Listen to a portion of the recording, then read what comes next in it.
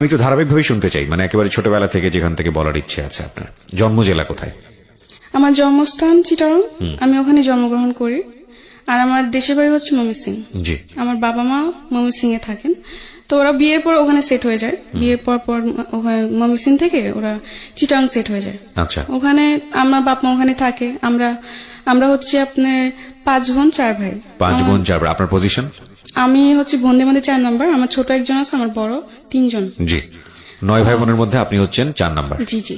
তো ওখানে আমি যখন আমার 7-8 বছর বয়স, 8 বছর না, ধরেন 6 থেকে 7 বছর বয়স, তখন আমরা ওই দেশ থেকে চলে আসি। জি।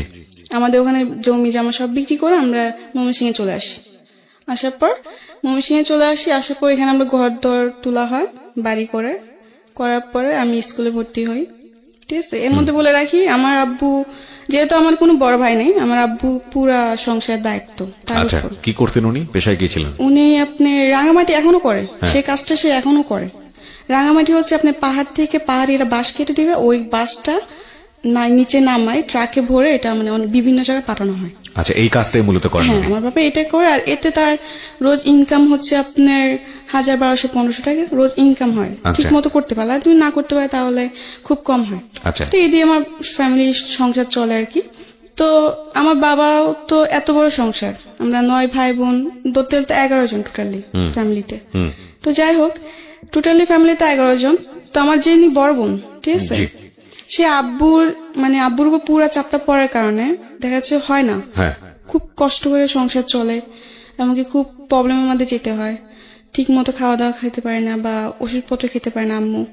তো আমার বোন বলে যে বাসা বাড়ি চাকরি করবে, কাজ করবে সে। তো আমার বোন অনেক ছোট থাকতে বাসা বাড়ি কাজে করে। যখন মাসে 100 টাকা ছিল তখন থেকে আমার বড় বোন বাসা বাড়ি কাজ করে। জি। আর আমার বড় বোনের পরে উনি যিনি ছোট ছিলেন তিনিও চলে যায়। আচ্ছা। তারপরেও আমার বড় যিনি তিনিও চলে যায়।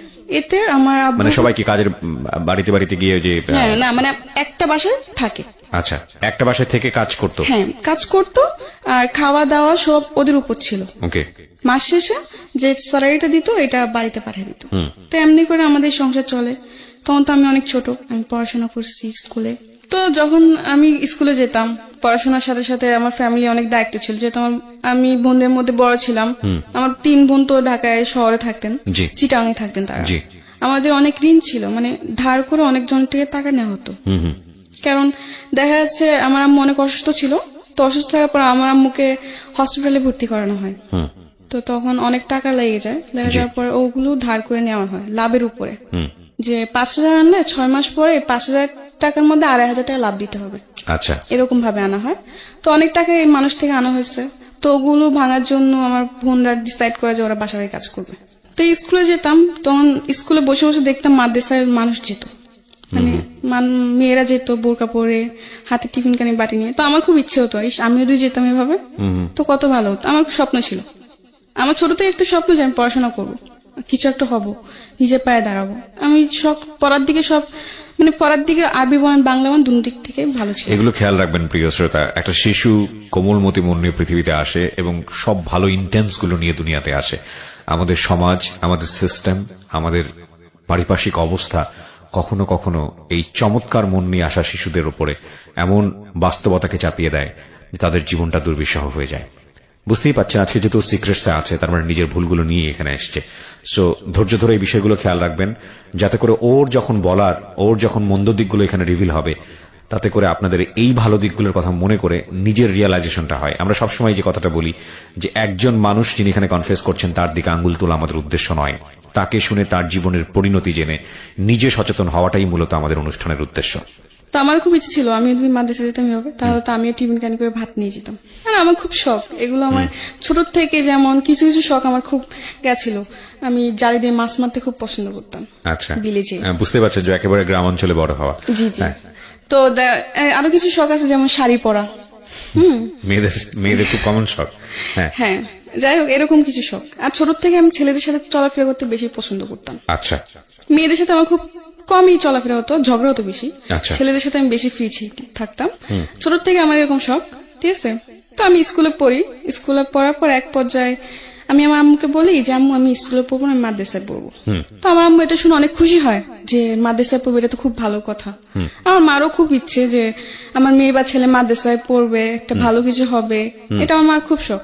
জি, যার জন্য আমার 2 ভাইকে এখন মাদ্রাসায় ভর্তি করানো হয়েছে। আচ্ছা, তো আস্তে আস্তে আমি মাদ্রাসায় যাই এভাবে।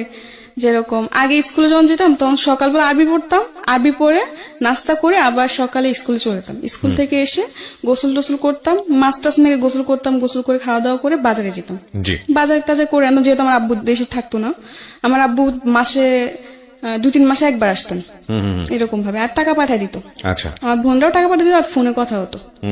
তো এমনি করে সব দায়িত্ব আমার দেখতে হতো, যেমন সবকিছু মাছ মারা থেকে শুরু করে লাকড়ি আনা, তারপর বাজার টাজার সম্পূর্ণ সবকিছু আমি করতাম। বিলে যাওয়া, মরিচ তোলা, যেটা মানে গ্রামে যারা মানুষ যেমন করে আর কি, ঠিক জি, আছে। জি, তো একটা পর্যায়ে আমার আব্বু অসুস্থ হয়ে পড়ে, আমার 2 বড় বোনের বিয়ে হয়ে যায়। আচ্ছা, 2 বড় বোনের বিয়ে হয়ে যাওয়ার পরে আমার বড়জন একজন থাকে, ঠিক আছে, একজন বাসায়। তখন তো খুব আপনি অল্প টাকা হতো, এখন যেরকম একটা বাসায় কাজ করলো 7,000-8,000 টাকা বেতন দেয়, কিন্তু তখন তো আর এটা ছিল না। রাইট, 2-3 হাজার টাকা পেতো, এতে তো আমার বোনেরও খরচা ছিল, এই কামাই দিতে হতো না।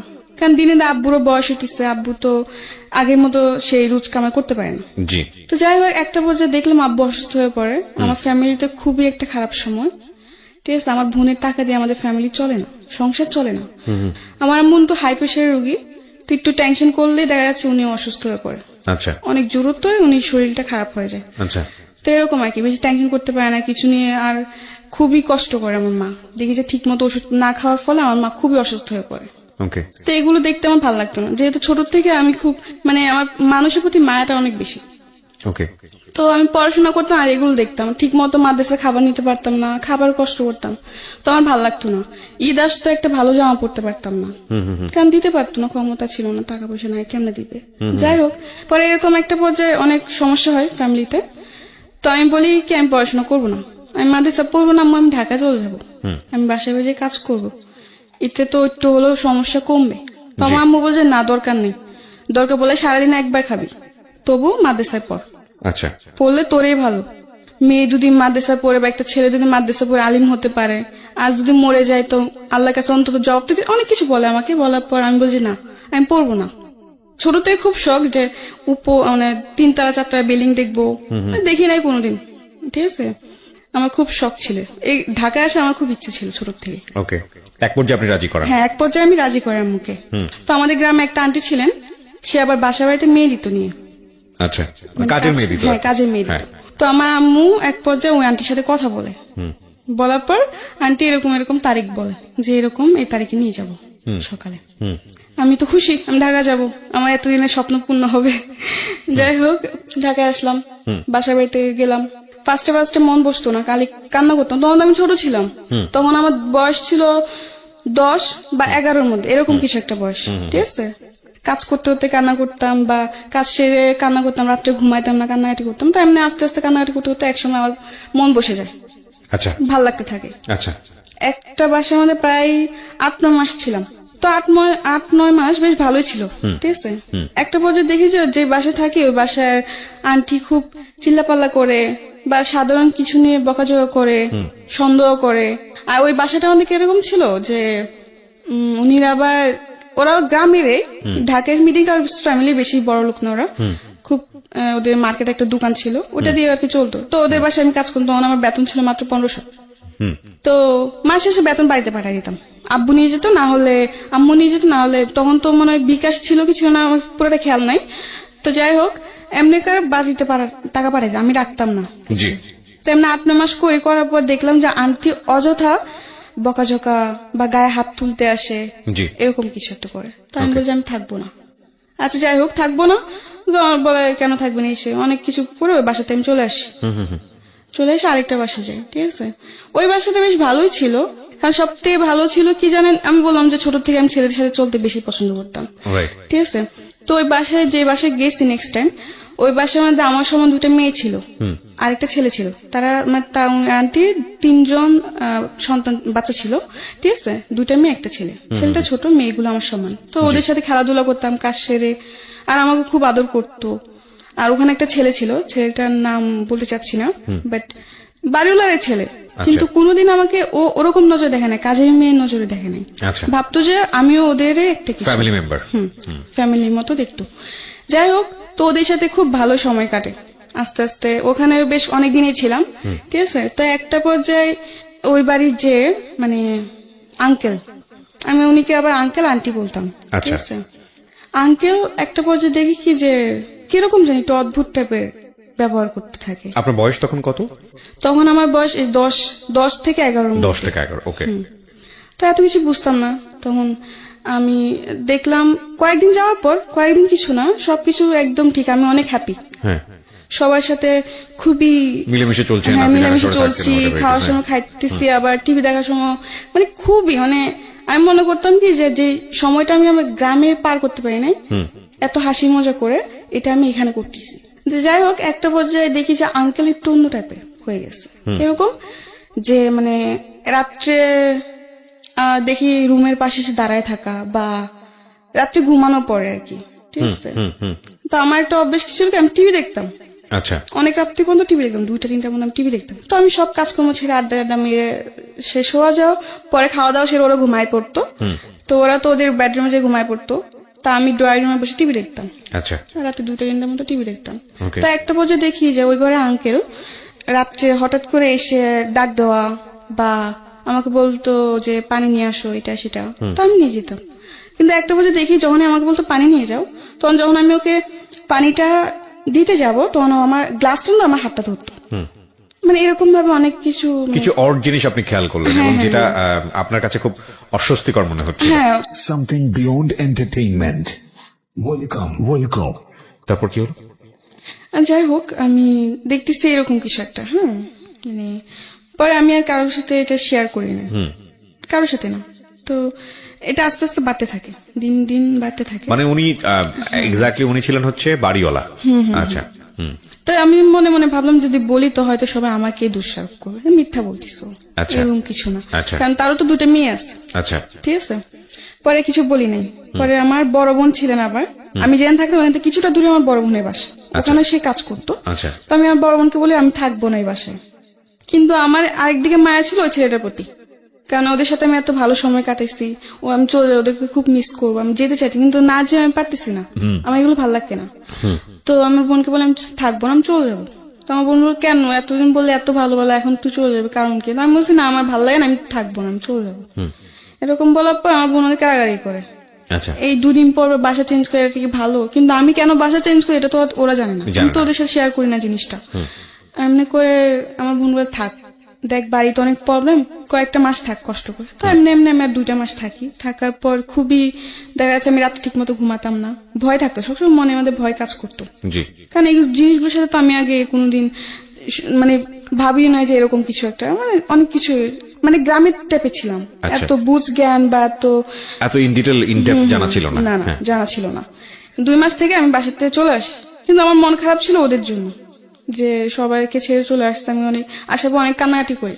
তো আমার বোন বলে কি তোর এখানে থাকতে হবে না, তুই আমার খালাম্মাদের কাছে চলে যা। আমার খালারা তখন কলাবাগান থাকতেন। আচ্ছা, ওখানে ওরা খালারাও কাজ করতেন। আচ্ছা, তো আমার বোন বলে তো ওরা ওদের কাছে চলে যা। তো আমি এক পর্যায়ে আমার খালাম্মাদের কাছে চলে যাই, ঠিক আছে। ওখানে যাওয়ার পর ওরা আমাকে একটা বান্দা বাসায় দেয়। ওই বাসাতে আমি একটা বেবি রাখতাম, বাচ্চা, মানে বাচ্চার দেখাশোনা করতে হ্যাঁ হতো বাচ্চার আপনাকে। দেখাশোনা করতাম। তো যখন আমি যাই তখন ওর বাচ্চার বয়সটা ছিল আপনার 2 থেকে 2.5 মাস, অনেক ছোট। আর ওর বাপ মা দুজনে চাকরি করতেন, চাকরিজীবী ছিলেন, হাজবেন্ড ওয়াইফ। আমি ওই বাচ্চা দেখাশোনা করতাম ছোট থেকেই, ওকে খাওয়ানো দাওয়ানো সবকিছুই আমার দায়িত্ব ছিল, গোসল থেকে নিয়ে ঘুম পাড়ানো। তো বাচ্চার বয়স কত ছিল? ওই যে বললাম 2.5 মাস। 2-2.5 মাসের বাচ্চার পুরো দায়িত্ব আপনার উপর। হ্যাঁ আমার উপর। তখন আপনার বয়স কত? আমার তখন বয়স হচ্ছে আপনার 12 12 very 12.5 tough job, very very tough job. হ্যাঁ, ঠিক আছে। তখন আমি তো নিজে একটা বাচ্চা, আমি একটা বাচ্চায় কি করবো? তবে একটা জিনিস সবসময় মাথায় ভাবতাম যে আমার করতে হবে, কারণ যদি আমি না করতে পারি তাহলে আমি কাজ করবো কি করে আর টাকা কামাই করবো কি করে। তখন আমার এই চেষ্টা ছিল, আমি ছোট থেকে একটা কি আমি কোনো কিছুর জন্য হার মানতাম না সহজে। আমি যেটা হয় না এটা আমি করবো, বারবার চেষ্টা করবো। তো তখন ওই বাচ্চার দেখাশোনা সব আমি করতাম। তো এমনি এমনি বেশ বাচ্চার সাথে এমনি থাকতে থাকতে বাচ্চা আস্তে আস্তে বড় হয়, ঠিক আছে। বড় হতে থাকলো, বেশ ভালোই সময় কাটতেছিলাম, বেবির সাথে খেলাধুলা করতাম, ফলে কি একটু কষ্ট হতো, যেমন রাতে 2টা-3টা পর্যন্ত জায়গা থাকতে হতো আমার বাচ্চাকে নিয়ে। তো এদিক থেকে আমি একটু কষ্ট পেতাম, ঘুমের থেকে আমি খুব কষ্ট করতাম, ঘুম জিনিসটা বেশি কষ্ট করতাম আমি ওখানে। ওকে। তো যাই হোক, এমনি করতে করতে 6-7 মাস কেটে গেল। যখন বাচ্চা 8 মাসের বয়স তখন আমি ওখান থেকে চলে আসি। যাই হোক, ওখান থেকে আসারও কারণ আছে, আসতাম না, কারণ একটা বাচ্চাকে রাখতে রাখতে ওটার প্রতি আমার মায়া চলে আসছে। কিন্তু ওরা এমন কিছু করতেছিল তখন যে না এসে আমি পারতেছি না, কারণ একটা সহ্যের সীমানা থাকে। ওখানে কিছু প্রবলেম হতেছে যে বাচ্চা কান্না করতেছে কেন, এটার জবাব দিতে হবে আমার। এখন স্বাভাবিক, একসময় হাসবো একসময় কান্না করবে, এটাই তো নিয়ম। সবাই তো সবসময় হাসবে না, সবসময় কান্নাও করবে না, এটা তো ওদের বুঝতে হবে। কিন্তু ওটা বুঝে না। ওরা খাবার দিল, খাবারটা পুরোপুরি খায় না। সবসময় কি একটা মানুষ কি সবসময় খাবার শেষ করে উঠতে পারে? এটা বুঝবে না। বলে কি তুই বাচ্চাকে ঠিক মতো খাবার দাবার করাস না, এই করাস না, সেই করাস না, অনেক কিছু। মানে এগুলো নিয়ে আমার সাথে অনেক খারাপ ব্যবহার করতে থাকে, অনেক রাফ ব্যবহার করে আমার সাথে। তো এগুলো আমার ভালো লাগে না। তখন তো আমি বেশ একটু হলো বড় ছিলাম, তো আমার এগুলো অনেক খারাপ লাগতো যে গরিব হয়েছি বলে এত অবহেলা, আমার এগুলো ভালো লাগতো না। পরে আমি কি করি, কিছু বলি না। তো একদিন বাচ্চাকে গোসল করাতে নিচ্ছে। গোসল করা নেওয়ার পরে আমি একটা জিনিস ভুলে আনি নাই। গোসল করাতে নিতে হলে শ্যাম্পু, সাবান, তয়লা, অনেক কিছু, গোসলের যা যা আয়োজন সবকিছু আমার তৈরি করতে হতো। তো ওদিন আমি একটা জিনিস ভুলে আনতে মন নেই, ঠিক আছে। ওইটার জন্য ওই আপু আমার গায়ে হাত তুলতে আসে, আমাকে মারতে আসে। আচ্ছা। মারে নাই, ওর মা ধরে ফেলে, কিন্তু ওদিন আমার গায়ে এমন ভাবে নখ দিয়ে ধরে যে আমার পুরো নখের খামচি লেগে রক্ত বের হচ্ছে আমার হাতের থেকে। আচ্ছা, যাই হোক, পরে আমার কান্নাকাটি করি। তখন আমার খালাম্মাকে ফোন দিই, আমি থাকবো না। কেন থাকবি না? যে আমাকে মারতে আসছে। কেন মারতে আসছে? এই কারণ। তখন বলছে হয় এরকম মাঝে মধ্যে, থাক, এগুলো হয়। আমি বলছি না, আমি থাকবো না। এগুলো হয় মানে আমি এতদিন ধরে থাকি, এখন একটা ভুল হয়েছে দেখে ও আমাকে মারতে আসবে, এটা কোনো কথা? আমি রেগে যাই। তখন খালাম্মা বলছে আচ্ছা ঠিক আছে, যা, থাকবি না তো থাকার দরকার নেই। এখানে একটা বিষয় একটু ইন্টারাপ্ট না করলেই নয়, হয়তো অনেকে মন খারাপ করবেন আমার ইন্টারাপশন দেখে, কারণ গল্পের কন্টিনিউটি নষ্ট হয়। তারপর বিনীতভাবে বলছি, because this is very important. ছোট বাচ্চা যেসব কাজের লোক যারা টেক কেয়ার করে, তাদের কিন্তু শুধু ছোট বাচ্চার হ্যাসেলটা নিতে হয় না, আরেকটা ভয়াবহ রকমের হ্যাসেল আছে, সেটা হচ্ছে এই মায়ের হ্যাসেল। এই কারণে বলছি যে মা যদি প্রথম সন্তান হয়ে থাকে, খুব কনসার্ন থাকে তার উপর, বাচ্চাটার উপরে, এক। আর 2 নম্বর হচ্ছে মেডিকেলি আপনারা যদি যোগাযোগ করেন তাহলে দেখবেন ওই সময় শরীরে একটা হরমোন থাকে মায়েদের শরীরে, যেটা তাদের অনেক বেশি অ্যাংরি রাখে, অনেক বেশি রাগান্বিত রাখে। সো পান থেকে চুন খসলেই দেখবেন যে অনেক বেশি মেজাজ করছে। তো ওই হ্যাসলটাও কিন্তু ওই কাজের লোকের উপরে গিয়েই পড়ে। সুতরাং বুঝতেই পারছেন ইটস এ ডিফিকাল্ট জব। আমরা মাদেরকে নিয়ে কথা বলি, কিন্তু যখন এটা ডাইভার্ট হয়ে কাজের মানুষের উপর চলে যায়, তখন কিন্তু সেটা আরো ভয়ানক আকার ধারণ করে। এবং 12-13 বছরের ছোট্ট একটা কাজের মেয়ে, তার কিন্তু এই জিনিসটা বোঝার বিষয় না। সো খুব স্বাভাবিকভাবেই তার উপরে হ্যাসলটা অনেক বেশি হয়, যেটা ওর জায়গা থেকে কিছুটা হলেও আমার কাছে মনে হচ্ছে যে এরকম হলেও হতে পারে। হ্যাঁ, বলেন। তারপর পরে আমার খালাম্মাকে আনার পর আমার খালাম্মা বলে থাক, তা আমি বলছি না, আমি থাকবো না, আমার এগুলো ভালো লাগে না। আমার বাচ্চা রাখতে খুব কষ্ট হয়, আমার ঘুমে খুব কষ্ট হয়। আমি দেখা যাচ্ছে বাচ্চা রাখতে রাখতে বিকাল 4টা-5টা হয়ে যায়, আমি দুপুরে খাবার খেতে পারি না। বাচ্চা ঘুমালে তবে আমার খেতে হবে, ঠিক আছে। এখন বাচ্চা না ঘুমালে এমন দিন যায় 4টা-5টা বাজে আমি দুপুরে খাবার খেতে পারি না। আবার বোর সকালবেলা উঠতে হয়, রাত 2টা-3টা বাজে শুয়ে আবার বোর 6টা-7টার সময় উঠা অফিসে যাবে, তোর সবকিছু তৈরি করতে এমনি আমার খুবই কষ্ট হয়ে যায়, আমি অসুস্থ হয়ে পড়তেছিলাম। তো এমনি বললো আচ্ছা ঠিক আছে, আর 1টা মাস থাকতো, আর একটা বাসা দেখি তখন নিয়ে যাবো তোকে। তো আমি বলছি আচ্ছা ঠিক আছে। তো এমনি বলে আপুদের সাথে কথা বলে আমার খালাম্মা যে ঠিক আছে, তোমরা একটা নতুন মানুষ দেখে নাও, আমার বোনজি থাকবে না, তো ওকে আমরা 1 মাস পর নিয়ে যাবো, তোমরা 1 মাসের মধ্যে আরেকটা মানুষ নিয়ে নাও। তো আচ্ছা ঠিক আছে। তো ওখান থেকে আমি চলে আসি। চলে আসার পর আমি আরেকটা বাসে যাই, ঠিক আছে। ওখানে যাওয়ার পরে ওখানে আপনি ছিল হচ্ছে আঙ্কেল আন্টি 2জন জব করতো, উনি 2 মেয়ে ছিল। 2 মেয়ে থেকে 1 মেয়ে বিয়ে হয়ে পর শ্বশুর বাড়িতে, আরেক মেয়ে ভার্সিটিতে পড়ে, আচ্ছা, কলেজে পড়ে। তো আচ্ছা, ওখানে বেশ ভালোই কাটতেছে সময়। কিন্তু একটা পর্যায়ে আবার সে একই প্রবলেম লক্ষ্য করলাম যে আঙ্কেল একটু তার নজর একটু অন্যরকম হয়ে গেছে। তখন আপনি মোটামুটি বোঝেন যাদের ব্যাড ইন্টেনশন আছে, আপনি এটা তখন মোটামুটি বোঝেন, হালকা হলে বুঝি। আচ্ছা, তো যাই হোক, পরে ভাল লাগে না। এই তখন মনে মনে বলি যে আমি যেখানে যে আমার কপালে কি এগুলোই মিটে, এগুলোই জুটে, আমার কি একটা ভালো বাসা হবে, জুটবে না কপালে, এগুলো বলে কান্নাকাটি করতাম আর কি। তো আবার বলে আমি থাকবো না, ঠিক আছে। তো এক পর্যায়ে আমার খালাম্মার রাগারাগি হবে, থাকবি না মানে রোজ রোজ বাসা পাল্টানো, কয়েকদিন পর বাসা পাল্টানো, এগুলোকে মানুষ ভালো বলে, এই সে অনেক কিছু বললো। তো আমি বলছি না, আমি থাকবো না, যে আমি আর বান্দা বাসা চাকরি করবো না, এক পর্যায়ে বলে আমি বান্দা হয়ে চাকরি করুন না। আচ্ছা, তো বলে তো করবি না তো কি করবি? তো আমি বলছিলাম চাকরি করুন। তুই তোকে এখন কে চাকরি দিব? আমি বলছি কে চাকরি দিব মানে? মানুষকে চাকরি করে না, আমিও চাকরি করুন। আর না হলে আমি রাত্রে কোনো বাসে থাকুম না, আমি সারাদিন কাজ করুন, রাত্রি হলে চলে আসবো। এরকম ভাবে অনেকজন এখনো করে। তো ওরকম ভাবে আমি বললাম যে করবো। তো আমার খালামা ফার্স্ট রাজি হয় যে না ও। তো আমার খালামা বলে কি ও সারাদিন কাজ করে ঘুরবি ফিরবি, বাইরে বাইরে ঘুরবি, এগুলো করতে চাস তোরা, এসে অনেক কিছু বাজে বাজে কথা বলে। তো আমি বলছি না, আমি কাজ করব, এতে আমি কোনো শয়তানি করবো না, তোমাদের কথা মতো আমি চলবো। তো আমার খালামাকে বলো ফার্স্ট রাজি হয় না, পরে অনেক জোরাজুরি করে আমি রাজি করাই, ঠিক আছে। তো আমি চলে যাই, ওই বাসার থেকে চলে যাই। যাওয়ার পরে একটা বাসা নিই, সারাদিন থাকি, রাত্রে চলে আসি। ওখানে আপনি হচ্ছে রান্না বান্না। তো আমি তো ছোট ছিলাম, আমি রান্না বান্নাটা বুঝতাম, কিন্তু আমার চেষ্টা ছিল আমি করবো, আমি শিখবো, না শিখলে আমি ভবিষ্যতে রান্না করবো কি করে, আমি এটা ভাবনা ছিল। তো আচ্ছা ঠিক আছে, তো ফার্স্টে গেছি, ওই ঘরে আন্টি দেখাই দিত, ঠিক আছে। ওই ঘরে আন্টি আবার নিয়মটা হচ্ছে কি, উনিও জব করতো, বাট উনি হাজবেন্ডের সাথে উনি ডিভোর্স হয়ে যায়। আচ্ছা, ঠিক আছে, ডিভোর্স হয়েছে, উনি 2টা মেয়ে থাকে, ভালোই, 2টা মেয়ে খুব ভালো, এবং অনেক ভালো ছিল। তো ওখানে আমি রান্না বান্না করি। তা একটা পর্যায়ে দেখতেছি রান্না বান্নার, হ্যাঁ ওখানে আমি একটা জিনিস লক্ষ্য করে ওখান থেকে চলে আসা একটাই কারণ, ঠিক আছে। আমি যেটা সত্য কথা, আমি যে আন্টি বাসে থাকতাম, সে আন্টি একটু ব্যবহারটা অন্যরকম ছিল। আচ্ছা, ঠিক আছে, যেহেতু উনি হাজবেন্ড থাকতেন না, উনি যে ডিভোর্স হয়ে যায়, কিন্তু আন্টির সাথে উনি হাজবেন্ড কোনো সম্পর্ক ছিল না, কিন্তু মেয়েদের সাথে ওর বাবা তো কথা বলবেই।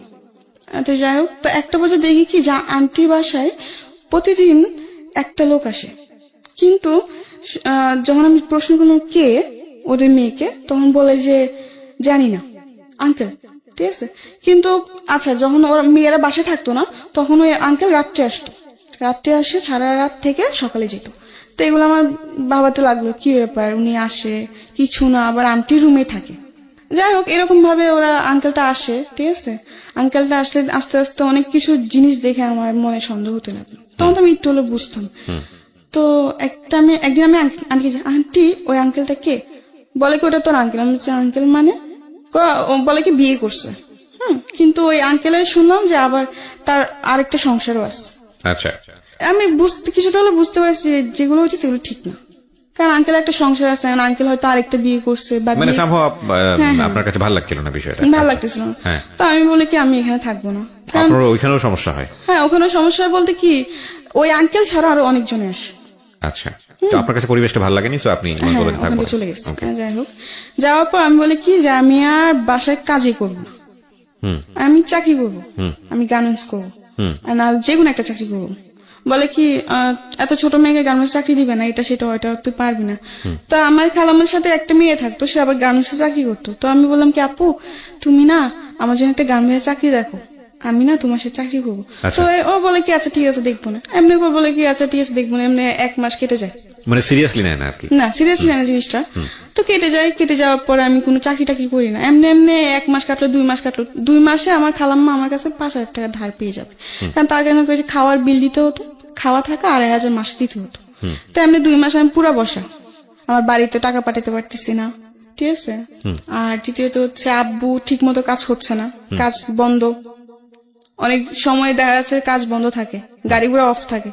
2 মাস পরে কোনো চাকরি হয় নাই, আমি খুব চিন্তায় পড়ে গেছি, এত টাকা বাড়িতেও প্রবলেম হচ্ছে, সাইডে খালাম্মা এত টাকা পাবে কোথা থেকে, কি দিব না দিব, মাথা পুরো নষ্ট। তো একটা পর্যায়ে একটা হসপিটালে চাকরি আসে, মানে হসপিটালে দেখাশোনা করার জন্য এরকম একটা চাকরি আসে। তো আচ্ছা আমি কাগজপত্র জমা দিই, আমার জমা নিয়ন্ত্রণ কার্ড ওখানে জমা দিই, আমি তো খুশি, যাই হোক একটা তো কাজ পাইছি। তখন ওখানে স্যালারি ধরছে আপনি 10,000, আমি তো আরো খুশি। যাই হোক 10,000 টাকা স্যালারি পর মাসে 5,000 টাকা বাড়িতে পাঠিয়ে দিব, আর 5,000 টাকা আমার নিজের জন্য রাখবো, আমি বেশ ভালোই। তো ঠিক আছে, ওখানে জবটা নিশ্চয় হয়েছে 8 ঘন্টা করে ডিউটি। আচ্ছা, তো আমি যেখানে থাকতাম ওখানে 3-4 জন নিশ্চয়ই এই একই কাজ, তো আমরা একই সাথে যেতাম, একই সাথে এমনি 1 মাস করে ওই জবটা, ঠিক আছে। করার পরে বাড়িতে বেশি প্রবলেম ছিল, তো 1 মাসে যা কামাই করছি ওই টাকাতে বেশিরভাগ আমি বাড়িতে পাঠিয়ে দিছি। পরে আমার কাছে ফোন ছিল না, তো একটা ফোন কিনলাম, তো এতে তো আমার খালাম্মার টাকা দেওয়া পড়ে নাই। তো এই 3 মাসের মধ্যে কত টাকা জমে গেছে। এরপরে একটা প্রবলেম কেন, ওই চাকরিটা চলে যায়, আমি ছাড়ি না চাকরিটা, মানে যারা এটা কিন্তু একটা আপনার একজনের ডিলের মাধ্যমে এটা আনা হয়, আচ্ছা। ঠিক আছে, বিভিন্ন জায়গায় দেয় একই লোক। আচ্ছা। তো ওদের মধ্যে একটা কি জানি প্রবলেম হওয়ার কারণে আপনার চাকরি চলে যায়? হ্যাঁ, আমরা সবার চাকরি চলে যায়। ওকে, মানে যাদেরকে যারা- চাকরি দিয়েছিল তাদের সবার চাকরি হ্যাঁ, চলে যায়। চলে যায়। তো এখন আমি আবার বসা, ঠিক আছে। আবার বলে রাখি, এই চাকরির মাধ্যমে ঠিক আছে একটা ছেলের সাথে আমার পরিচয়। ওই যে বললাম ফোন কিনছি, ঠিক আছে, ফোন কেনার পর টাচ ফোনে কিনছি, কম দামি আর কি। ফোন কিনছি, পর আমার ফোনে প্রবলেম, আমি কারণ বাজার নিয়ে গেছি, ছেলেটার দোকানটা কারণ বাজার, ফোন সার্ভিসিং এ। ফোন সার্ভিসিং ও করে, আবার দেখা যাচ্ছে ফোনে গান টান লোডও দেয়, এরকম একটা। তো ওই ছেলের কাছে যাই, ঠিক আছে। তো ওদিন টাচ ফোন, মেমোরিতে প্রবলেম, সেটে ফ্লাশ দিতে হবে, পুরা সেট বাইরে সেগা হয়ে গেছে। তো ওদিন আমার কাছে টাকা শর্ট ছিল, 250 টাকা না ফ্লাশে ছেলেটা। তো যাই হোক, ওই ছেলেটা কি করলো, আমার ফোন টোন পুরো ঠিক করে দিছে, ঠিক আছে। তো আমার কাছে টাকা পাবে হচ্ছে 450 টাকা পাবে, কিন্তু ওদিন আমার কাছে টাকা ছিল হচ্ছে 200। আচ্ছা। তো এখানে আরো অনেক টাকার পার্থক্য না।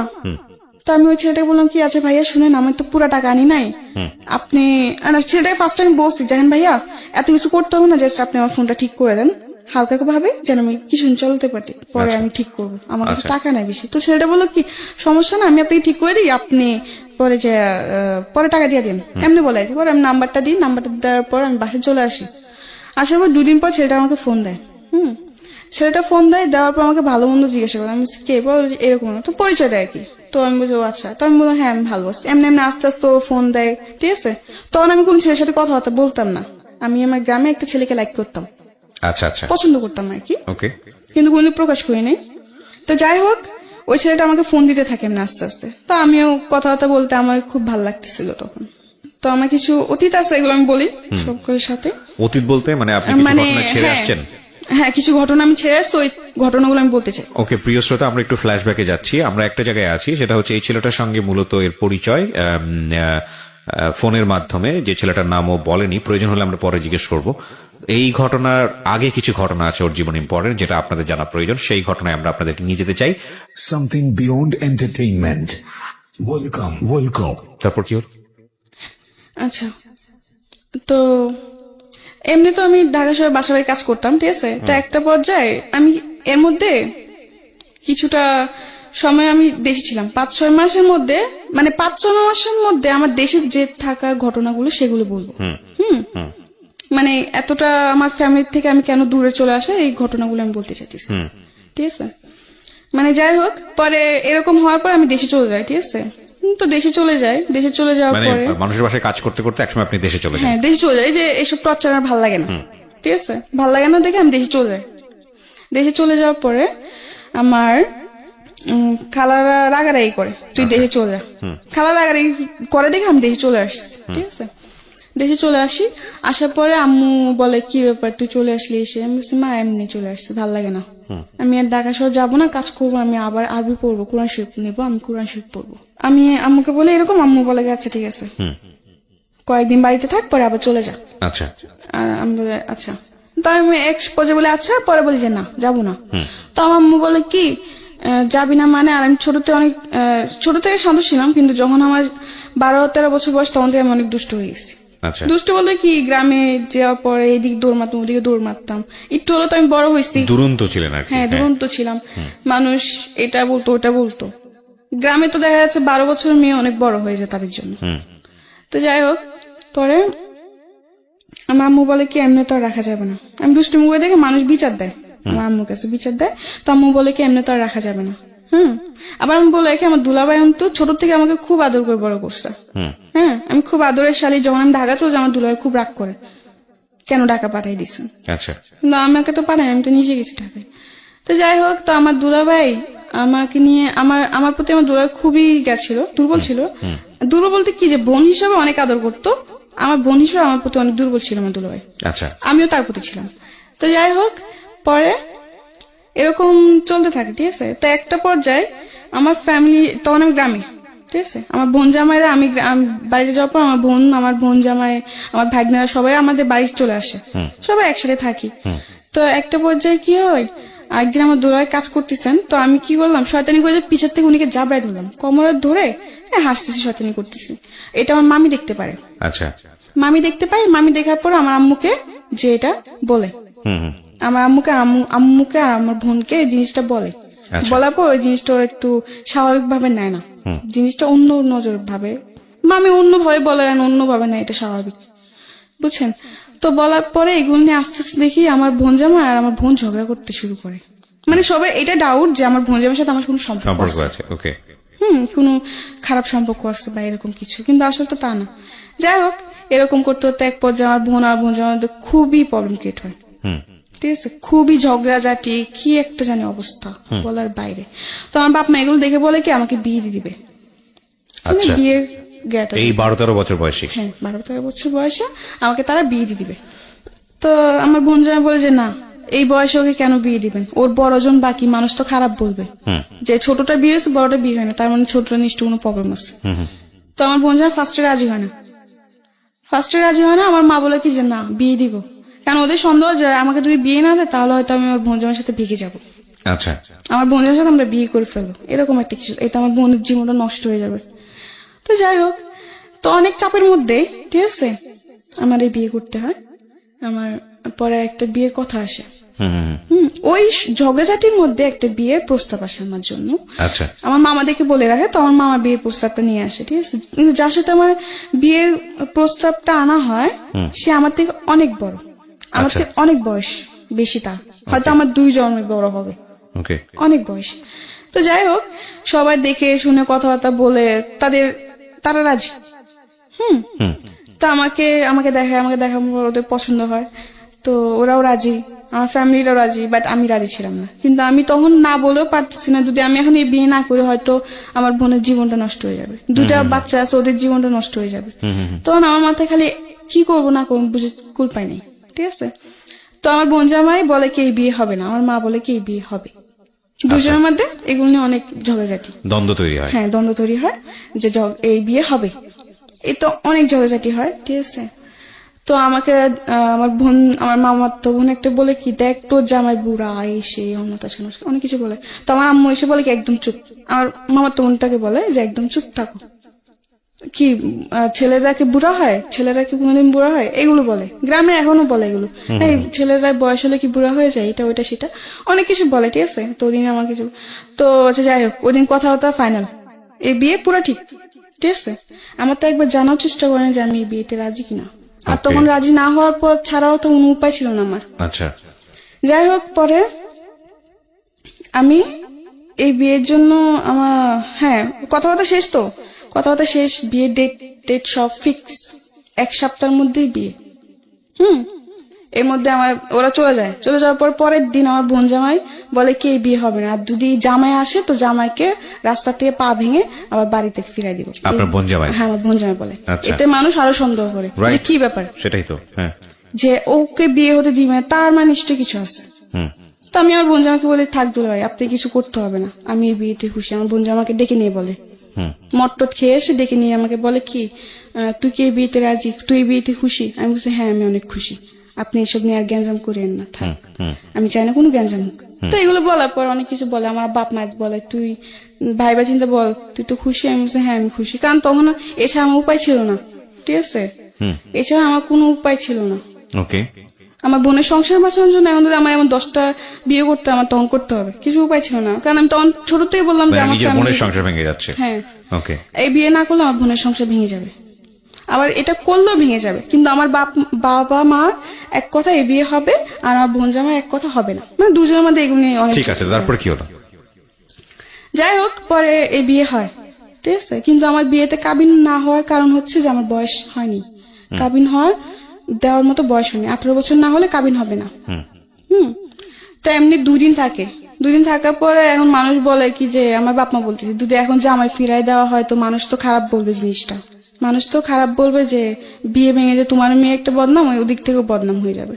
তো যাই হোক, কাবিন ছাড়াই বিয়ে হয়। তো ওরা বলে কি যে ঠিক আছে, যত মধ্যে মেয়ে 18 বছর পূর্ণ না হবে তো তুমি বন্ধু কাবিন হবে না, আর 18 বছর পূর্ণ আমরা কাবিন দিব। তো এমনি করে সবার কথার উপর বিয়েটা হয়। কত বছর বয়সে বিয়ে হলো এটা? আপনার তখন আমি 13তে পড়তেছেন এই অবস্থায়?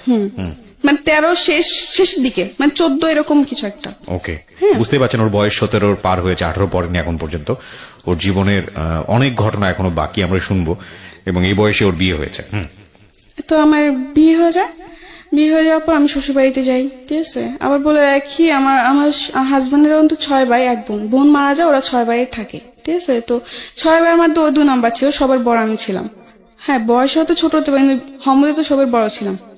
সবাই ভাবি ভাবি বলতো আমাকে, কিন্তু তখন তো আমি কিছুই বুঝতাম না, গ্রামে কোনো কাজ কমে পারতাম না। আচ্ছা, রান্না বান্না কিছু, রান্না তো আমি পারতাম, কিন্তু ওটা তো লাকড়ি চুলায় তো রান্না করা অনেক সহজ না, কঠিন। আগুন লেগে যাওয়ার ভয়। যাই হোক, বিয়ে করার পরে দেখলাম, হ্যাঁ এটা ঠিক যে আমি হয়তো মন থেকে মানতে পারি নাই, কারণ আমার প্রতিটা মেয়ের স্বপ্ন থাকে, তো আমার কিছু স্বপ্ন ছিল। পরে বিয়ে হয়ে যায়, বিয়ে হয়ে যাওয়ার পর শ্বশুর বাড়িতে যাই, ঠিক আছে। তো এমনি এমনি 1 মাস বেশ ভালোই কাটে। একটা মাস খুবই মানে আমার আদর যত্ন কোনো দিক থেকে আমাকে সে কষ্ট দেয় নাই। আচ্ছা, ঠিক আছে। তো 1 মাস পর ওর মেয়ে আসে, আবার বলে রাখি ওর তো 2টা মেয়ে আছে, ওই 2টা মেয়েরও বিয়ে হয়ে গেছে শ্বশুর বাড়িতে। আচ্ছা, মানে ওই লোকটার বয়স কত থাকে তখন? তখন আপনি 40 মানে 50-এর কাছাকাছি। মাই গুডনেস, ওর হাজবেন্ডের বয়স ছিল 50-এর কাছাকাছি, এবং উনি আপনি কত নাম্বার ওয়াইফ ছিলেন ওনার? 4 নাম্বার। 4 নাম্বার। চিন্তা করে দেখেন অবস্থা। ওকে, বলেন তারপর। 4 নাম্বার ওয়াইফ, কিন্তু এটা কেউ জানতো না যে ওর 3টা বিয়ে করছে আগে। আপনার ফ্যামিলি কেউ জানতো না? না, সবাই এটা গোপন করছে। My goodness. ওকে, গোপন করে কেউ জানে না, সবাই জানে যে একটা বিয়ে করছে, বউ পালায় চলে গেছে, এই জন্য সে আরেকটা বিয়ে করে, এমনি তার একা থাকা যায় না, কেউ তো দরকার। তো যাই হোক, এমনি করে বিয়েটা করে। 1টা মাস পুরোপুরি ঠিক। 1 মাস পর ওর মেয়ে আসে। তো মেয়ে আসে, আমি রান্না বান্না করি যেটুকু পারি, আমার ক্ষমতা যেটুকু আমি রান্না বান্না করি। আর আমার হাজবেন্ড একটা অভ্যেস কি ছিল, ওর মেয়ে এসে কিন্তু কোন ছেলে সন্তান নাই। আচ্ছা, ও সবসময় খালি বলতো যে আমার ছেলে লাগবে, আমার ছেলে লাগবে, খালি ছেলে ছেলে করতো। তো আমি একদিন প্রশ্ন করলাম যে ছেলে আর মেয়ে তো কেউ বানায় না, এটা তো আল্লাহ সৃষ্টি, যা যা সৃষ্টি যে করে তাই তো বুঝবে, তাই না? এখন তোমাকে যদি আল্লাহ ছেলে না দিয়ে মেয়ে দেয়, তখন মেয়ে হলে ভালো, আর ছেলে তো আরো বেশি ভালো, মানে ওর ছেলে ছেলে এরকম একটা জিনিস। ওকে। তো যাই হোক, ওর মেয়ে আসে, আসার পরে একটা জিনিস দেখলাম, 2-3 দিন বেশ ভালো, 2-3 দিন পরে সে একটু পাল্টে গেছে, একটু অন্যরকম হয়ে গেছে। মানে আমার সাথে বেশি কথা বলে না, ঠিক আছে। ছোটখাটো জিনিস নিয়ে রাগারাগি, চিল্লা পাল্লা, মারধর করতো। হ্যাঁ, এমনি এমনি বেশ ভালোই এরকম অত্যাচার আমার উপর চলতেছে। মেয়ে যাওয়ার পর এটা আরো বেশি বেড়ে যায়। আচ্ছা, বন্ধুদেরকে নিয়ে বাসায় মদ নিয়ে এসে আড্ডা মারা, ঠিক আছে। রাতে 2টা-3টা পর্যন্ত আড্ডা দিত। আমাকে ঘুমাতো না, নিজেও ঘুমাতো না, তাদের জন্য আমার বসে থাকতে হবে। এইসব আড্ডা শেষ হওয়ার পরে ও বন্ধুদেরকে বিদায় দিয়ে পরে ও ঘরে আসবে, পরে আমাকে ঘুমাতে হবে। আমি আগে ঘুমাই গেলে এটার জন্য আমাকে বকবে, আমি আগে কেন ঘুমাই যাই। এরকম ভাবে আমার উপর অনেক অত্যাচার করে সে, ঠিক আছে। এমনি এমনি প্রায় 2-2.5 মাস কাটে। আমার হাজবেন্ড বাসা কিন্তু আমি 3 মাসও থাকি না, ঠিক আছে। তো 2.5 মাস পর আমি জানতে পারলাম যে আমি মা হব। মাই গুডনেস, আমি প্রেগনেন্ট, আমি মা হব। 2.5 মাস তখন আমি বুঝতে পারতাম না তখন। তো একদিন হঠাৎ করে খুব মাথা ঘুরতেছিল, মানে মাথা ঘুরতো। বুঝতে পেরেছি আপনি যে সিমটমটা বুঝতে পেরেছেন যে আপনি মা হবেন। হ্যাঁ, তারপর কি হলো? পরে ও তো খুশি। এটা সবাই জানতো না, খুব কমই জানতো, সবাইকে তো ওটা জানানো হয় নাই। ও খালি বলতো ছেলে ছেলে। হ্যাঁ, আমি বলি যে এটা আল্লাহ যা যায় তা, এটা তুমি আর আমি সৃষ্টি করবো না যে।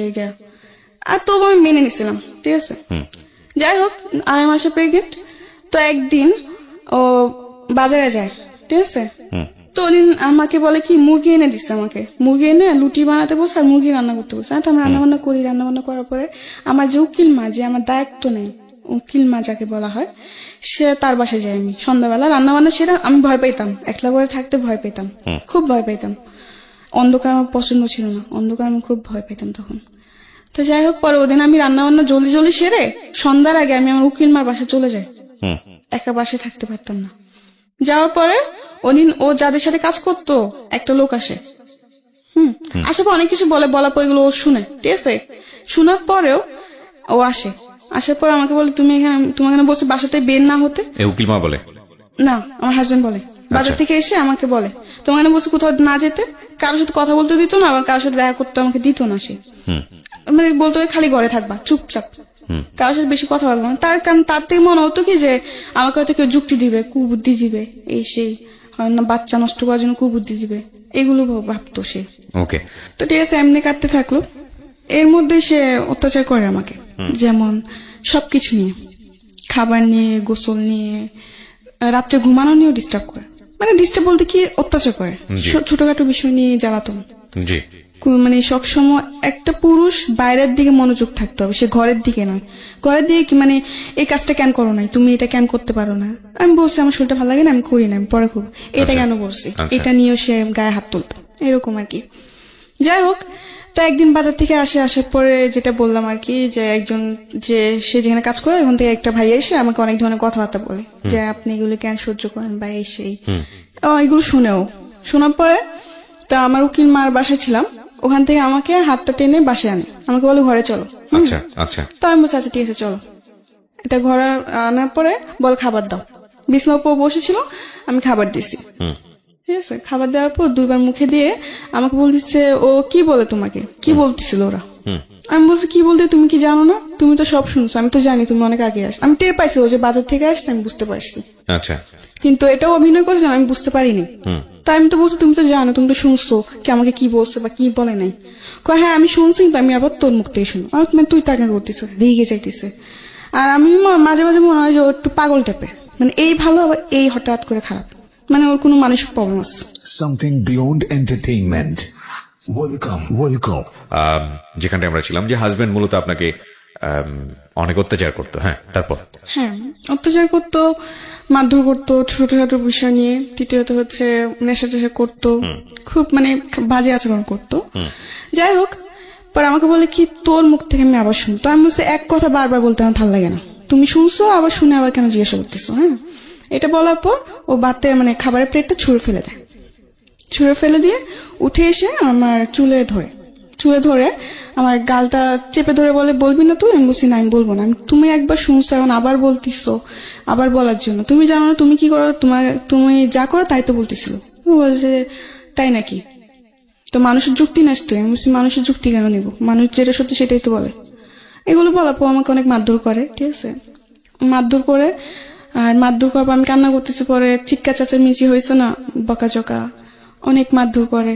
তো আমার উকিল মা টের পায়, তখন রাত্রে প্রায় 11টার দিকে কাছাকাছি, তখন তো 11টা হলে গ্রাম অঞ্চল নিরিবিলি একদম।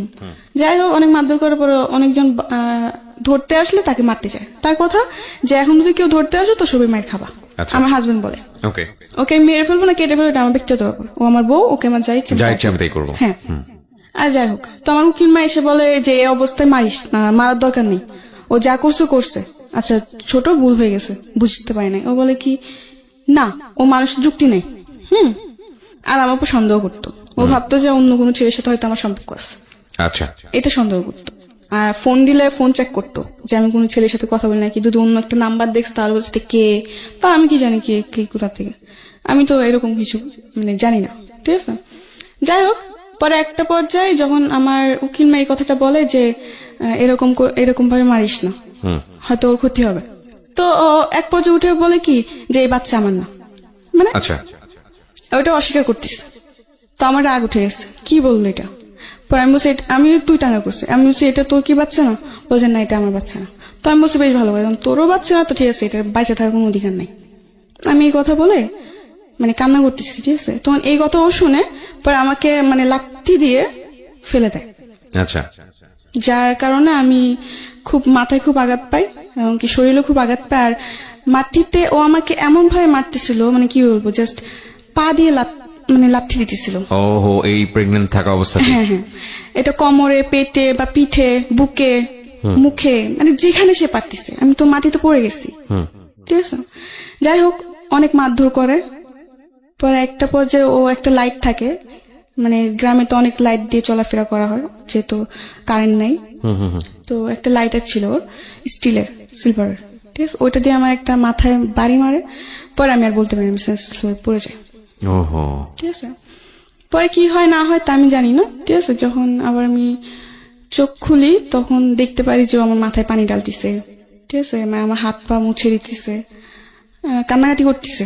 আর এর মধ্যে আমার খুবই খারাপ অবস্থা হয়ে গেছে। ঠিক আছে, আমি প্রায় এই ঘটনার পরে আমি প্রায় 1.5 মাস অসুস্থ ছিলাম।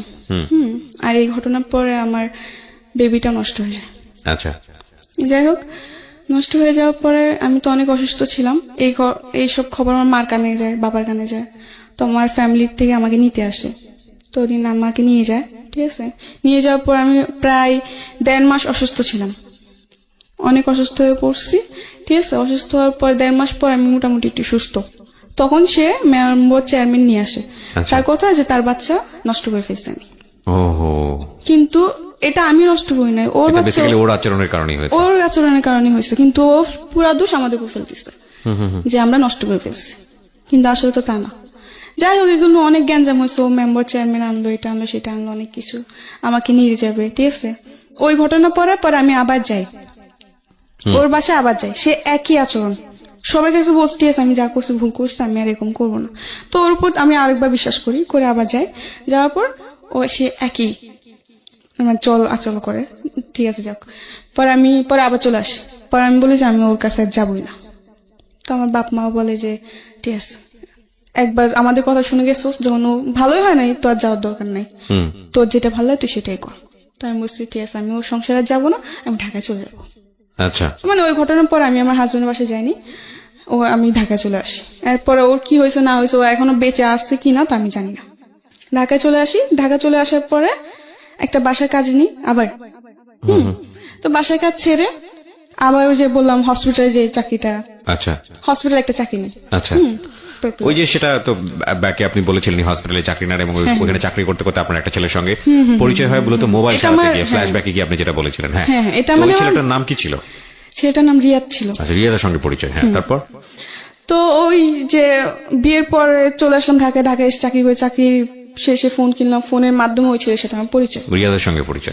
রিয়াদের সামনে আমার পরিচয়। তো যাই হোক, এমনি আস্তে আস্তে ওর সাথে কথাবার্তা বলি।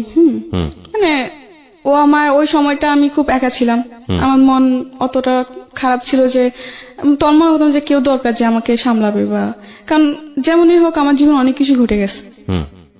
আচ্ছা, তো দেখতেছি ওকে আমি আবার সবকিছু বলছি, আমার যে আমার বিয়ে হয়েছে বা কিছু সবকিছু বলছি। তো আমাকে একটা কথা বললো কি, হ্যাঁ মানুষ জীবনে হতেই পারে, এটা কোনো ব্যাপার না। ও আমাকে এই সাহসটা দিয়ে আমার মন জয় করে নিচ্ছে, যে ও আমাকে এতটা সাপোর্ট দিতেছে, মানে আমি ওর উপর একটা বিশ্বাস করতে শুরু করলাম। যাই হোক, এমনি আস্তে আস্তে কথাবার্তা বলতে বলতে বলতে বলতে একটা পর্যায়ে ওকে অনেক ভাল লাগতে শুরু হলো আমার, ঠিক আছে। ওকে না দেখলে আমার ভাল লাগতো না, বা ওর সাথে কথা না বললে আমার ভাল লাগতো না, মানে অন্যরকম একটা অনুভূতি হয়ে গেছে ওর জন্য, জি, ঠিক আছে। তো এমনি একদিন দেখা করলাম, এরপর আর একদিন দেখা করলাম, যাক পরিচয় হওয়ার পরে ওটাওয়ারি 2 দিন দেখা করলাম, কয়েকদিন পর পরে দেখা করছি। 2 দিন দেখা করার পরে আরেকদিন দেখা করতে গেছি, ঠিক আছে। তখন আমাকে বলে কি যে চলো আজকে তুমি আমার বাসায় চলো। আমি বলছি কেন, আমি বাসায় কেন যাব? বলে যে এমনি চলো না। আমি বলছি না, আমি যাবো না। তা ও বলে কি আজকে যদি তুমি আমার বাসায় না, তাহলে ভাববে যে তুমি লাভই করো না, সবকিছু টাইম পাস করতেছো, আমাকে এরকম বলতো। আমি বলছি টাইম পাস মানে আমি তোমাকে সত্যি লাভ করি। বলছে না, এটা প্রমাণ দাও। তো আমি বলছি আমি তোমার বাসায় যেতে যেটা প্রমাণ হয়ে যাবে, এটা কোন ধরনের কথা? আচ্ছা। ও বলে কি জানা, যদি তুমি আমাকে লাভ করো তাহলে চলো, আর যদি লাভ না করো তাহলে তুমি বাসায় যেতে পারো। আমাকে 2টা অপশন দিচ্ছে। আচ্ছা, তাও আমি বলছি আচ্ছা ঠিক আছে, যখন তুমি এটাই বলতেছো যে তোমার ভালোবাসা প্রমাণ দিতে তোমার সাথে তোমার বাসায় যেতেই হবে, আচ্ছা ঠিক আছে আমি তোমার বাসায় যাব। এটা বলে ও আমাকে নিয়ে বাসে উঠলো। তখন খালি শ্যামলী শ্যামলী নামই শুনছি, শ্যামলী কোন জায়গায় এটা আমি জানতাম না। তো ওদিনও আমাকে শ্যামলীতে নিয়ে যায়, বাসার নাম দিয়ে শ্যামলীতে নিয়ে যায়। আচ্ছা, শ্যামলীতে নিয়ে যাওয়ার পরে হোটেলে ঢুকবে, তখন আমি ঢুকতে চাইনি। আমি বলছি তুমি বলছো বাসা, এটা কোন জায়গায় নিয়ে আসলে? বলে এটা শ্যামলী। আমি বলছি এটা কার বাসা? এটা বাসা, এটা হোটেল। তো আমি বলছি আমি এখানে যাব না। তো যে আমার বাসা তো একটু প্রবলেম আছে, এই জন্য তোমাকে এখানে আনা। তো আমি বলছি না, আমি যাব না, আমি বাসায় চলে যাবো, ঠিক আছে। তো সে একই ভাবে আবার বলতেছে তার মানে তুমি আমাকে লাভ করো না, এগুলো বলে। তো যেহেতু আমি অপুতে অনেকটা দুর্বল ছিলাম, তো আমি বলছি না, আমি তোমাকে লাভ করি। তো আমি বলছি আচ্ছা ঠিক আছে আমি যেতে পারি, কিন্তু একটা শর্ত। তো আমাকে বলে কি শর্ত? হ্যাঁ আমি যাব, কিন্তু তুমি আমাকে প্রমিস করো যে তুমি আমার গায়ে টাচ করবে বা আমার কাছে আসার চেষ্টা করবে না। তো আমাকে বলে আচ্ছা ঠিক আছে প্রমিস করলাম, চলো। আচ্ছা বেশ ভালো কথা। ওদিন গেলাম, বাসায় অনেক মিথ্যা কথা বলছে খালাম্মাদের সাথে। অনেক মিথ্যা কথা বলতে কি, আমি বলছি দেখো আমার একটা বান্ধবীর বার্থডে, তো আমি ওদের বাসায় থাকবো। তো আমার খালাম্মা বলে কিসের বান্ধবী, আজ পর্যন্ত তো কোনদিন শুনি না এই কথা, আজকে হঠাৎ? আমি বলছি সবসময় শুনতো এরকম কথা, মানে অনেক কিছু জবাব দিই। দেওয়ার পর বলে যে আচ্ছা ঠিক আছে। আমার খালাম্মা সকাল সকাল চলে আসিস, বেশি ইয়া করিস না, এরকম বলে, ঠিক আছে। তখন আমি বলি যে আচ্ছা ঠিক আছে। এটা বলে খালাম্মাদের ফোন দিয়ে বলে দিই। বলে দেওয়ার পর ওদিন আমি শ্যামলীতে যাই। যার পর আমাকে হোটেল নিয়ে ওঠার পর একটা রুম বুকিং করে করে ও বিরিয়ানি আনায়, 7 Up আনার পর আমাকে ও নিজের হাতে বিরিয়ানি খাওয়া দিচ্ছে। আমি বলছি আমি খাবো, ও বলছে না আমি খাওয়াই দিই। ওদিন এত ভালোবাসা কোথাতে উতাল দিয়ে চলে আসছে আল্লাহ জানে। আমার নিজেরও খুব অবাক হইতেছিল ওদিন, যে যেই ছেলে ঠিক মতো কথাও বলতো না এখন নাকি সে আমাকে ভাত খাওয়াই দিতেছে। বাহ ভালোই। যাই হোক, অনেক গল্প টল্প করছি। তখন রাত্রে 12টা 12:30 বাজে। আপনার হোটেলের গেট তালা মেরে ফেলে 10টা 10:30টার দিকে ঢুকলেও নাকি বোরাই নিকারে ফটোকপি লাগে। তো আমরা যেদিন গেছি ওদিন কিছু লাগে নাই, ঠিক আছে। ওদিন জাস্ট একটা লোক আসছে, এসে কিছু নাম টাম নিয়ে একটা ফটো নিয়ে রুমটা বুকিং দিয়ে দেয়। ওকে, ঠিক আছে। আচ্ছা যাই হোক, খাওয়া দাওয়া সেরে আমরা গল্প টল্প করে টিভি দেখে, তো আমার ঘুম আসতেছে রাত্রে 12:30 1টা বাজে তখন। তো আমি বলছি আমি ঘুমাবো, তোমার কাছে ঠিক আছে ঘুমাবো। তো আমি বলছি তুমি ওই সাইডে ঘুম, আমি এই সাইডে ঘুমাই, এরকম ভাবে আর কি শুলাম। শোয়ার পর রাত্রে 2টা 2:30টার দিকে দেখলাম যে সে মানে তার মতলব বেশি ঠিক না। আপনি 2টা-2:30টার সময় একটা ছেলের সঙ্গে আপনি একই কক্ষে আছেন, এখানে মতলব ঠিক না হওয়া মানে ঠিক, তার মতলব শুধু দোষ দিচ্ছেন কেন? এটা তো দোষ না, আপনারও। কারণ আমি তো তাকে আগে থেকে বলে দিছি, ঠিক আছে। এখানে একটা পারসেপশনের ব্যাপার আছে। জি, প্রথম জি। কথা হচ্ছে যে আপনার বয়স অনেক অল্প, সেটা ঠিক আছে, কিন্তু আপনার অভিজ্ঞতার জায়গাটা তো অল্প না। এবং আপনি দেখেন, প্রথম থেকেই আমি একটা জিনিস আপনাকে খেয়াল করেছি, আপনার অনেস্টি। প্রত্যেকটা বাসায় আপনি গেছেন, নিজের পরিবারে থাকতে ভালো লাগে না, কাজের জন্য গেছেন, যেখানে আপনি দেখেছেন অন্যায় আচরণ হচ্ছে আপনি সেখান থেকে চলে আসছেন। জি জি চলে আসছেন, তার মানে ধরে নিতে হচ্ছে আপনার ইন্টেনশন ভালো ছিল। কিন্তু আপনি এটাও খুব ভালো করে জানেন যে একটা ছেলের সঙ্গে কিভাবে মিশলে সেই ছেলেটা আপনার সুযোগ নিতে পারে, অবশ্যই জানেন। অবশ্যই। তো জানার পরে আপনি যখন তাকে এরকম একটা কক্ষে আপনি তাকে নিচ্ছেন এবং আপনারা একসাথে স্টে করবেন, সেখানে আপনি আশা করছেন যে সে আপনার সঙ্গে ঋষি পুরুষের মতো আচরণ করবে। এটা কি মানে অন্যায়? এটা একটা এটা নিজের জায়গা থেকে বোঝা রাখি ঠিক থাকলো? এটা তো আপনি না, এটা আমার বোঝা যায় থেকে ঠিক ছিল না দেখে তো আজকে এরকম। এক্স্যাক্টলি। সো আপনি এটাকে স্বীকার করতে হবে যে এটা আপনার হ্যাঁ, ভুল এটা ছিল। আমার ভুল, এটা আমার ভুল। কিন্তু Okay, ওদিন তারপর? আমি যে ওকে ওখান থেকে যে আমি ওর সাথে ঝগড়া করে বের হয়ে আসবো, এমনও কোনো পথ আমার ছিল না। যদি ওরকম যদি থাকতো আমি ওদিন সত্যি বের হয়ে আসতাম। ওকে, রাতে 2টা 2:30, তখন আমি না পাবো গাড়ি না না। আপনি একই সঙ্গে একটা রুমের মধ্যে আছেন, মানে হ্যাঁ এখানে তো- না, ও আমার বিশ্বাসটা অর্জন করছে, ঠিক আছে। আমি মনে করি যে সবাই তো আর পৃথিবীতে খারাপ না, কেউ তো ভালো আছে। ঠিক আছে, বলেন তারপর। আপনার এরকম জায়গাতে যাওয়াটাই উচিত হয়নি, এখানে গিয়ে তাকে হ্যাঁ, টেস্ট আমার করার দরকার এরকম ছিল না। যাওয়াটা উচিত হয়নি। এটা আমি অপরাধ, নিজেকে দোষারোপ করি যে আমার একটা মিস্টেকের কারণে এরকম হয়েছে, ঠিক আছে। এটা আমি নিজেকে দোষারোপ দিই, এটা আমার দোষ, এটা কারো দোষ না। যাই হোক, পরে গেলাম, ও আমার সাথে অনেক মানে খারাপ আচরণ করে, ঠিক আছে। মানে ওর সাথে আমার কি বলবো। ঠিক আছে, আমরা বুঝতে পেরেছি বিষয়টা। তারপর আচ্ছা যাই হোক, পরে ওদিন সকালে আমি খুব কান্নাকাটি করলাম যে তোমার উপর আমি এত বিশ্বাস করলাম আর তুমি এমন একটা কাজ করতে পারলা কি করে। বলে কি যে এটা তো স্বাভাবিক, এটা তো কিছু না, আর আমি তোমাকে লাভ করি, এমনকি তোমাকে আমি বিয়ে করবো। আমাকে অনেক কিছু দিয়ে মানে আমার কান্না থামায়। তো ও আবার আমার খালাম্মাদের সাথে দেখাও করতে আসছে। আমার খালাম্মা অসুস্থ ছিল, তো দেখা করতে আসছে। মানে অনেক কিছু ওদিন অনেক কিছু বুঝ দিল, ঠিক আছে। পরে ওরা অনেক কিছু কাজ করলো, যেটা দেখে ওর প্রতি একটু হলে আমি বিশ্বাস হয়ে গেছিল যে না, ও যা করছে মানলাম ভুল করছে, হয়তো আমারও কিছু অপরাধ ছিল, তার জন্য এরকম হয়েছে। কিন্তু এখন তো আমাকে ছাড়ে নেই, ও তো এখনো আমার সাথে আছে, এবং কি আমরা বিয়েও করবো। আমি বেশ ভালোই। তাই আমরা দেখা যাচ্ছে কয়েকদিন পর পরে আমাদের যাওয়া হতো, ঠিক আছে। ও আমাকে 2 দিন আগে জানাই দিত, আমি ওরকম ভাবে বাসার থেকে তৈরি হয়ে চলে যেতাম। আচ্ছা, এরকম উড়াউড়ি অনেকদিন চলতে থাকলো, ঠিক আছে। চলার পরে একটা পর্যায়ে আমার খালাম্মারা সন্দেহ করতে শুরু করে যে আসলে তুই কোথায় যাস, কার সাথে যাস। না এরপর আপনার রেগুলার এটা মেইনটেইন করতে। হ্যাঁ, রেগুলার বলতে ধরেন মাসে 2-3 বার এটা হতোই। যাই হোক, পরে আমার খালাম্মারা বকাঝকা করে যে তুই তো আগে এরকম কোনোদিন এরকম করিস না, তাহলে এখন কেন করতেছিস। তো আমি বললাম যে এমনি, অনেক কিছু বলে। পরে আমার খালাম্মা আমার সাথে ঝগড়া করে আমাকে এমনকি মারতেও আসে। যখন ওই ছেলের ব্যাপারে জানতে পারলো, কিন্তু এইসব সম্পর্কের ব্যাপারে ছেলের সাথে এটা জানতো না, কিন্তু এটা জানতো যে ওই ছেলের সাথে আমি কথা বলি।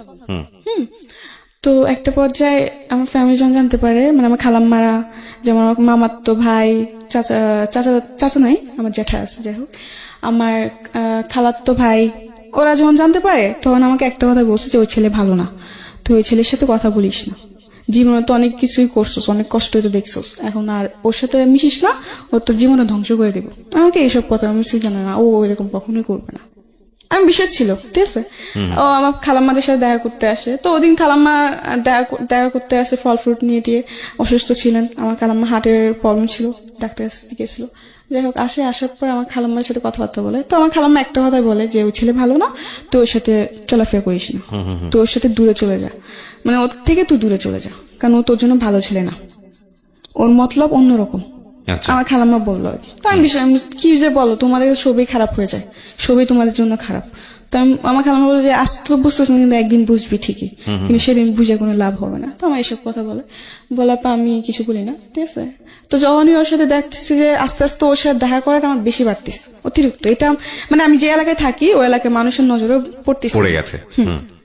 তো এতে অনেক মানুষ অনেক কিছু বলে আমার খালাম্মা দেখে, পরে ওসব নিয়ে আমার সাথে ঝগড়াঝাটি করে খালাম্মা। আচ্ছা। তো একটা পর্যায়ে এমন হয় যে ওদের চেহারাটা দেখলে আমার বিশাল মতো লাগতো, আমার খালাম্মা দেখে আমি সহ্য করতে পারতাম না, যে আমাকে ডাক দিত, শাসন করতো এই জন্য। তো একটা পর্যায়ে আমি কি করে ওকে ফোন দিই, আমি বলি চলো আমরা রুম নিয়ে একসাথে থাকবো, আমরা রুম নিব। যেহেতু আমরা বিয়ে করবো, তো আমরা বিয়ে করে রুম নিই। বলছে আচ্ছা ঠিক আছে। তো আমাকে বলে তুমি রুম খুঁজো, আমাকে ছেলেটা বলে। তো আমি বলছি আচ্ছা ঠিক আছে, আমি রুম খুঁজবো। পরে আমি রুম খুঁজি, ঠিক আছে। রুম খুঁজতে খুঁজতে একটা রুম পাইলাম শেষ পর্যায়ে, 3,000 টাকা মানে ভাড়া। প্ল্যানিং করলেন আপনারা একসঙ্গে লিভ হ্যাঁ, টুগেদার আমরা করবেন। একসাথে থাকবো। তো রুম খুঁজে একটা রুম পেলাম, ওটার দাম ভাড়া হচ্ছে 3,000। আমরা এমন একটা সমাজে বসবাস করি, এটা অবশ্যই অস্বীকার করার মতো নয়।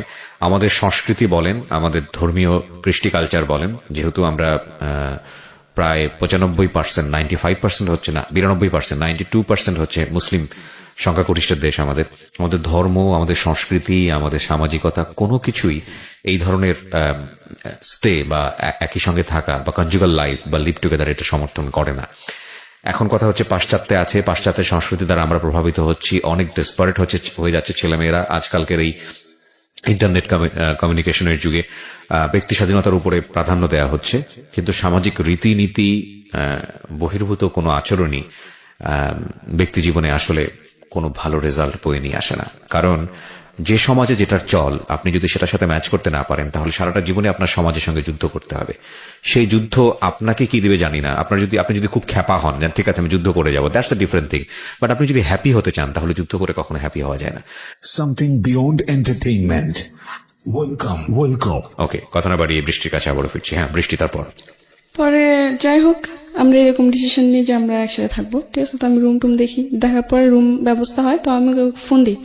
ফোন দেওয়ার পর বলছে যে বাড়িওয়ালা বলছে অ্যাডভান্স দিতে, আর তোমার বোনের ফটোকপি আর কাবিন নামা চাইছে। এই কথা বলছে। তো এই কথা বলার পর বলছে আচ্ছা ঠিক আছে। তো আমি বলছি চলো আমরা বিয়ে করিনি, কাবিন নামা তো দিতে হবে, তো কাবিন নামা ছাড়া তো রুম দিবে না। এটা বলার পর বলে আচ্ছা ঠিক আছে, বলে কি আমি তোমার কালকে জানাইতেছি, এই কথা বলার পর আমাকে বলে কালকে জানাইতেছি, মাসের পুরো শেষের দিকে। আর আমি ওদের আমার খালাম্মা দিকে বলছি যে আমি তোমাদের সাথে আর থাকবো না।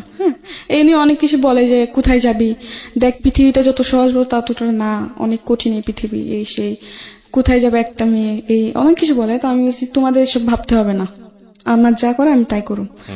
মানে অবাধ্য ছিলাম, কথার অবাধ্য ছিলাম। যাই হোক পরে ও একদিন পর ফোন দিল আমাকে। ফোন দিয়ে আমাকে বললো যে সরি আমি রুম নিতে পারবো না, একটু প্রবলেম হয়ে গেছে, আমি ইমার্জেন্সি যেতে হবে। ওকে, মানে রিয়াদ আপনাকে এটা বললো? হ্যাঁ, ও আমাকে এটা বললো। তো আমি বললাম যে এটা তুমি কি বলতেছো, রুম নিতে পারবো না মানে? মাস শেষের দিকে আমি খালাম্মা দিকে বল দিছি যে আমি ওদের সাথে থাকবো না, এখন আমি কোথায় যাব? এছাড়া তো আমার কোনো জায়গা চিনা জানা নেই, ঠিক আছে। তো এইসব বলার পর আমার জিনিসটা অনেক খারাপ লাগলো, যার জন্য আমি এত কিছু করলাম, এত স্যাক্রিফাইস করতেছি, সে কিনা বলে এরকম কিছু। অনেক রাগ উঠছে ওর উপর আমার। রাগে আমি ওর ফোন নাম্বারটা ডিলিট করে দিছি। দিয়ে আমার একটা মামাতো বোন ছিল, বলে রাখি আমার মামাতো বোন ওর আব্বু আম্মু আসার আগে আমার খালাম্মার সাথে 3 মাস ছিল। তার মানে আমার সাথে খুবই একটা বোনের থেকে বেশি বান্ধবী ছিল, ঠিক আছে। আমরা যখনই যেতাম একসাথে যেতাম ঘুরতে টুরতে, আর ও আমার ব্যাপারে সব জানতো। আমার রিয়াদের সাথে যে আমার এরকম সম্পর্ক এটাও ও জানতো, ঠিক আছে। তো আমাকে অনেক সাবধান করছিল, কিন্তু আমি মানি নাই। যাই হোক পরে একটা পর্যায়ে ও না করে দেয়, ও রুম নিবে না। তখন আমার মাথায় চিন্তা ঢুকে গেছে যে ও রুম নিবে না, তাহলে আমি কি করবো, কোথায় যাব? আমি তো তেমন কিছু চিনিও না। আচ্ছা যাই হোক পরে আমার ওই মামাতো বোনটাকে ফোন দিই। ফোন দেওয়ার পর বলি যে দেখ এরকম তুই আমার জন্য একটা চাকরি ব্যবস্থা আর থাকা খাওয়ার জায়গা ব্যবস্থা কর। তো বলছে আচ্ছা ঠিক আছে, সমস্যা আমি করতেছি। ও 2-1 দিনের মধ্যে একটা ব্যবস্থা করছে একটা মেয়ের সাথে। মেয়েটার নাম হচ্ছে আপনার সুবর্ণা। দেখতে অনেক সুন্দর ছিল, খাটো খুটো বেশ ভালোই ছিল। ওকে, তো ওই মেয়েটার সাথে আমার থাকা খাওয়ার ব্যবস্থা করছে আমার মামাতো বোন। করার পর আমি বলছি আচ্ছা ঠিক আছে, তো আমি যাই। আমার খালাম্মাদের কাছ থেকে বিদায় নিয়ে চলে যাই আমি। যাওয়ার পরে ওখানে আমাকে নিয়ে যায় ওই রুমে, ঠিক আছে। তো রুমে গেলাম, 1-2 দিন বেশ ভালোই। পরে জানতে পারলাম যে, আরেকটা কথা বলে রাখি, আমার মামাতো বোনকে দিয়ে একটা ছেলের সাথে আমার পরিচয় হওয়ার পরে ওই ছেলে আর আমার মামাতো বোন আমাকে নিতে আসছে। আমি মোহাম্মদপুর লাগাত গেছি, ওখান থেকে ওরা আমাকে চরে নিয়ে যাবে, কারবাঙ্গি চরে। তো ওখান থেকে ওরা আমাকে নিয়ে যায়, চরে নিয়ে যায় ওই বান্ধবী বাসায়। আমার মামাতো বোনের বান্ধবী বলে পরিচয় দিচ্ছে, তো আমারও তো বান্ধবী হয়। আচ্ছা যাই হোক, গেলাম। যাওয়ার পর 1-2 দিন বেশ ভালোই। পরে জানতে পারলাম যে ওই ছেলেকে সুবর্ণা হাজবেন্ড বলে পরিচয় দিয়ে এই রুমটা নিছে। মানে আসলে তো ওরা হাজবেন্ড ওয়াইফ না, মিথ্যা কথা দিয়ে নিছে রুমটা, মিথ্যা কথা বলে নিয়ে পরে। কিন্তু হাজবেন্ড একজনকে বানাইছে, কিন্তু রাত্রে এসে থাকে আরেকজন, সুবর্ণার বয়ফ্রেন্ড থাকে। ওকে। সুবর্ণার বয়ফ্রেন্ড থাকে। সুবর্ণার বয়ফ্রেন্ড প্রতিদিন রাত্রে চলে আসে, 11টা-12টার দিকে চলে আসে। ওরা সারা রাত জায়গা থাকে আর আপনার সারাদিন ঘুমায়। সুবর্ণা আবার এসব কাজ করতো সে। তো দেখা যাচ্ছে 1-2 দিন যাওয়ার পর দেখতে পারলাম, একটা জিনিস লক্ষ্য করলাম যে ও রাতে 2টা নয় 3টা নয় বাসাতে বের হতেছে, আবার বাসায় আসতেছে, ঠিক আছে। কোনো চাকরি করে না, কিন্তু অথচ ওদের কাছে টাকার কোনো অভাব নাই। ওকে, এটা আপনি নোটিস করলেন নিজে নিজে? হ্যাঁ। তো একটা পর্যায়ে আমরা দেখতে দেখতে প্রায় অনেকদিন কেটে গেল, 10 দিনের মতো এরকম কাটছে। কাটার পর আরেকটা জিনিস, সুবর্ণা এবং সুবর্ণার বয়ফ্রেন্ড একটু অন্যরকম ছিল, একটু কি বলবো, সবকিছু ওপেনলি। কিন্তু হ্যাঁ, ও সুবর্ণা এটার জন্য কোনোদিন ওকে বাধা দেয় নাই, ঠিক আছে। কারণ হাজার হোক, সে আমার প্রেমিকা হোক বা আমার হাজবেন্ড হোক, আমার চোখের সামনে অন্য কোনো মেয়ের ব্যাপারে কথা বললে এটা আমি সহ্য করবো? অবশ্যই না। কিন্তু সুবর্ণা এরকম ছিল না। সুবর্ণা আরো উৎসাহিত দিত ওকে যে তুমি করতে পারো, সমস্যা নেই, ওকে, এরকম করতো, ঠিক আছে। তো এরকম কাটতে থাকে, এগুলো আমার ভালো লাগতো না। যে কি এসব কি, কোনো কিছু নিয়ম কারণ নাই, যখন ইচ্ছা এগুলো কি হচ্ছে, আমার ভালো লাগতো না। হ্যাঁ, তো আমি অনেক ঝগড়াঝাটি করি, ঠিক আছে। ঝগড়াঝাটি করার পর আমি প্রায় 10 দিন ভাত খাইনি রাগি না খেয়ে। ওই যে বললাম যে ওই যে ছেলেটার সাথে আমার পরিচয় হয়েছে ওদের ধারাতে, ওকে ফোন দিই, যাকে সুবর্ণা হাজবেন্ড বানাইছে। ওকে ফোন দেওয়ার পর বলি যে আমি ভাত খাইনি, আমার ক্ষুধা লাগছে, আমার জন্য খাবার নিয়ে আসো। তো আমার জন্য খাবার টাবার নিয়ে আসতো, ঠিক আছে। নিয়ে আসার পরে এমনি করে কাটতে থাকলো, কয়েকদিন কাটলো, 5-6 দিন হয়ে গেল, ঠিক আছে। তো একদিন ওরা একটা পার্টিতে যাবে, তো পার্টিতে যাবে, তো আমাকে বলতে তুইও চল পার্টিতে যাবো। আবার সুবর্ণা যেটা করতো ওইটার মধ্যে আমার মামাতো বোনও যুক্ত হয়ে গেছে। ফার্স্টে করে নাই, ঠিক আছে, কিন্তু পরে যে ওরা দুজন একসাথে 71 হয়ে গেছে। তো ওরাও চাইছিল আমি করি, কিন্তু আমার একটা কথা ছিল যে আমি মরে যাবো, কিন্তু আমি এইসব কিছু করবো না। তো ওরা বলে কি হ্যাঁ এখন করবি না, একদিন দেখিস ঠিকই করবি, কারণ যে ছেলের সাথে তুই পরিচয় হয়েছিস ও ছেলে ভালো না। কারণ সুবর্ণা দায় করে ওই ছেলেকে, সুবর্ণার লাইফের জন্য ওই ছেলে দায়। তো আমার কথা যখন ও এতই খারাপ ছিল, তাহলে তবে আমার সাথে ওদের কেন পরিচয় করাই দিছিস? আমার কথা এটা। আমি বলছি ঠিক আছে, খারাপ না ভালো এটা আমি পরে দেখে নেব, তোদের থেকে আমার জানতে হবে না। এটা বলার পর ওরা বলে আচ্ছা ঠিক আছে একদিন বুঝবি। আমি বলছি আচ্ছা ঠিক আছে, বুঝে নেব না, সমস্যা নেই। এগুলো নিয়ে ঝগড়া। তারপর একদিন পার্টিতে যাবো, তো আমাকে বলছে তুইও চল। আমি বলছি না, আমি পার্টিতে যাবো না, ঠিক আছে। তো বলে যে না, পার্টিতে ওরকম কিছু না, জাস্ট ফ্রেন্ডসটা মিলে একজন বার্থডে সেলিব্রেট করবে, না ওইটা আমাদের যাবো। তো আমার আচ্ছা ঠিক আছে।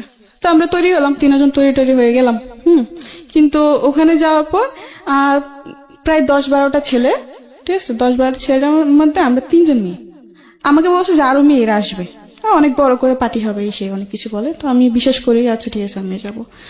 তো ওই পার্টিতে গেলাম, যে দেখি যে 10-12 জন ছেলে আর আমরা শুধুমাত্র 3টা মেয়ে। তো ওই দিন যাওয়ার পর আমার ভাল লাগে না, তো আমি বলছি আমি চলে যাবো। বলে কি এত রাত্রে তো বাসায় যাওয়া যাবে না, রাত্রে বেশি 11টার দিকে রওনা দিচ্ছে, যাইতে যাইতে অনেক সময় লেগে গেছে। পরে কিছুক্ষণ থাকার পর আমার ভালো লাগতেছে না, তো আমি বলছি আমি চলে যাবো, যে এত রাত্রে গেলে বাড়িগুলা জিনিসটা খারাপ ভাববে, থাকে যা। আচ্ছা যাই হোক, তো ওদিন ওই পার্টির তো ওরা অনেক কিছু আনে, অনেক নেশা জাতীয় জিনিসপত্র আনে, ওগুলো খায় ওরা, এমনকি আমাকে জোর করে খাওয়ানো হয়। তো আমি খাই, এবং ওদের থেকে বেশি আমাকে খাওয়ানো হয়। আচ্ছা, আপনাকে ড্রাগ নিতে বলা হয় এবং